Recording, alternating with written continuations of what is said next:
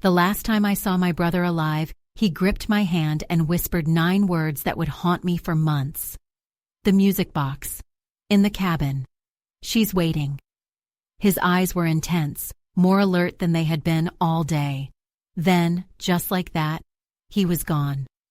My big brother Jack, the one who'd been my protector, my confidant, my best friend for 43 years, slipped away, leaving me with nothing but a cryptic message and a lifetime of questions.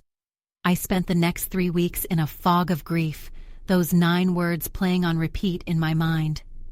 She's waiting. Who was waiting? Why did Jack mention the cabin we hadn't visited in 20 years? The same cabin where we spent our childhood summers, before the divorce, before life scattered our family like autumn leaves.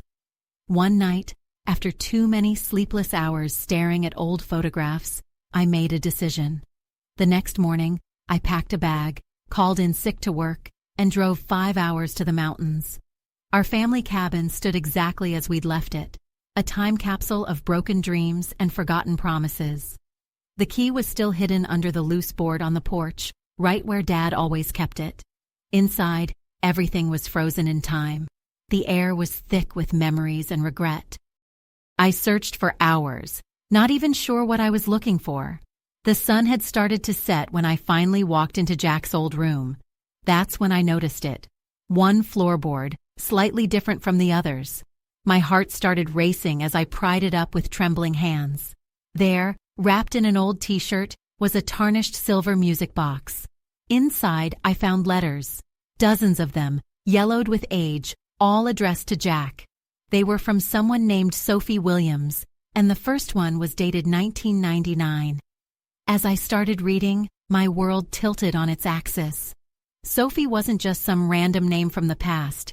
She was Jack's first love, his high school sweetheart, the girl he never quite got over.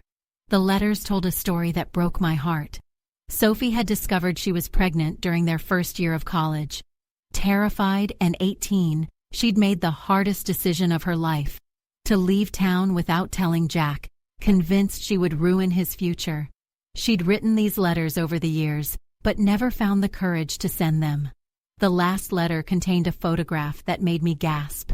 A young woman at her high school graduation, with Jack's eyes and smile. My niece. All these years, I'd had a niece I never knew existed. Finding Sophie took days of searching online, making calls, following leads. When I finally heard her voice on the phone, I could barely speak. "I'm Jack's sister," was all I managed to say. The silence that followed was broken by soft crying. Sophie had been trying to find Jack for years. She'd finally written to our old address, only to have the letter returned undelivered weeks before his accident. Meeting Emma a month later was like seeing a ghost, but a ghost that brought life rather than death. She was 22, just graduated from college, and everything about her screamed Jack. The way she played piano, running her fingers over the keys just like he used to. Her laugh, deep and infectious. The way she tilted her head when she was thinking deeply about something. It was like watching my brother's spirit dance in someone else's body. That first meeting lasted hours. We shared stories, looked at old photographs, pieced together the missing chapters of our lives. Emma had grown up knowing about Jack. Sophie had made sure of that. She had all his favorite books, listened to his favorite bands, even played his favorite piano pieces. She was his daughter in every way that mattered. Today, 3 years later, we've built a new kind of family. Emma calls me Aunt Sarah, and we meet at the cabin every summer.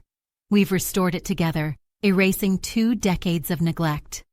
The music box sits on the mantel now, still playing its gentle melody. Sometimes, late at night, I wind it up and listen to its song, thinking about the incredible chain of events that brought us here. The greatest loss of my life led to my most incredible discovery. The piece of Jack that lives on in Emma. In her laughter, in her music, in her kind heart. And that old music box? It's still playing our song. It's just that now the melody includes one more voice, making our family's symphony complete at last.